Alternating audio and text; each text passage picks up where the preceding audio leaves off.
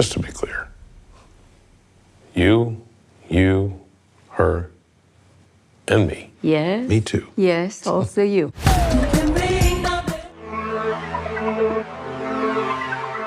Hey guys, what's up and welcome back to the Pop Corner. So guys, today I finally watched a movie called The Invite. This movie has been on my watch list for a while because it was released in theaters a little while ago, but I didn't got the chance to watch it in theater, so I waited for the OTT release, and now that it is available for early access, I finally watched it today. And if you guys don't know what this movie is about, The Invite is a 2026 comedy drama directed by Olivia Wilde and written by Will McCormick and Rashida Jones. The movie stars Seth Rogen, Olivia Wilde, Penélope Cruz, and Edward Norton. The story follows a struggling married couple whose dinner with their mysterious neighbors turns into a night of uncomfortable truths, jealousy, arguments, and relationship chaos. And in today's video, I am simply going to share what I thought about this movie, what I loved in it, what didn't work for me, and whether this movie is worth watching or not. So if you don't want to miss any of that, watch the video till the end. So first, let's talk about the things that I really loved in this movie.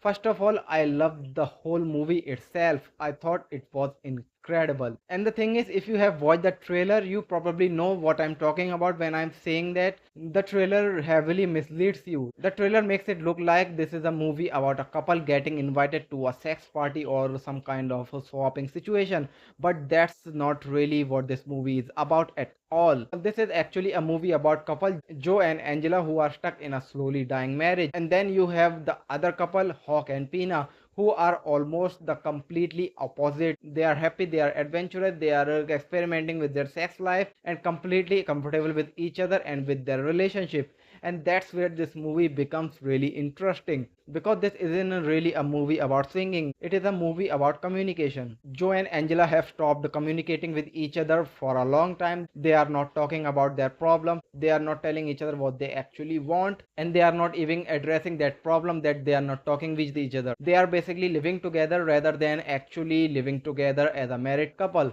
and I really loved how this movie explored that. Another thing that surprised me, that how much dialogues this movie has.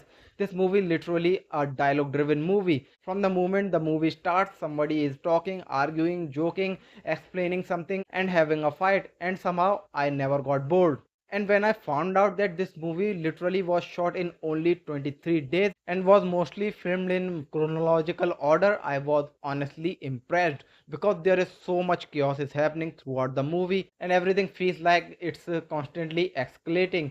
And that's another thing that I really enjoyed in this movie. The entire movie follows this almost repetitive cycle. There is something weird happening, then there will be an argument, and then Joe and Angela will start fighting, and then Hawk and Pina say something that makes sense, and Joe and Angela realize what they are actually feeling. Things calm down, Joe and Angela start talking normally, and while they are talking normally, they will say something that will escalate the situation again, and this keeps happening again and again throughout the movie. And honestly guys, if you watch my videos regularly, normally I would probably complaining about a movie repeating the same pattern again and again, but somehow this time it works, because every time it happens the situation gets more uncomfortable, more chaotic, and somehow even funnier. And if we talk about my favorite moment from the movie, there will be two. First one is a CCTV footage scene when Hawk and Pina show Joe the footage from the doorbell camera, and you see Joe knocking on the door like a child and then trying to run away like a child, and then he fell down. It was so much embarrassing for him, but I was laughing so hard. And the other scene that I loved most is the scene when Hawk and Pina invited Angela and Joe for the swinging party, and Joe was looking so confused that someone is asking him to swap the partner, and he was keep asking again and again that you want to swap partner or you want to have sex with me, you are talking about me, I mean me. And that scene that scene was amazing. That man knew who he is and what to expect from the people, and that whole sequence was amazing. And then honestly, when it comes to the things that I didn't like about this movie, I don't really have anything to talk about, because I genuinely enjoyed the movie from the beginning to the end. And I think the funniest part about the movie is that the movie keeps teasing you. It keeps making you think that something is going to happen. They are going to swap partners. There is some kind of weird sex sequence is going to happen. The movie is literally edging you from the beginning to the end, but nothing happened. Instead of giving you a wild sex comedy you were expecting, the movie turns into a couples therapy session in the end. And I actually loved that sequence because by the end even Hawk and Peanut started arguing with each other, and they also sorted out really quickly with talking. And suddenly you realize that this isn't really about one couple having problem. Every relationship has problems. The difference is whether you are willing to actually talk about them. And that's what I think the movie is trying to say. If you are stuck in a relationship and you feel like you are just living with your partner instead of actually being with your partner, you need to communicate. You need to tell each other what you are feeling. You need to address the problems instead of pretending they doesn't exist. And I really like that the movie doesn't give you some perfect Hollywood ending. At the end, Joe and Angela finally have that calm conversation they have been avoiding throughout the entire movie or throughout their whole life.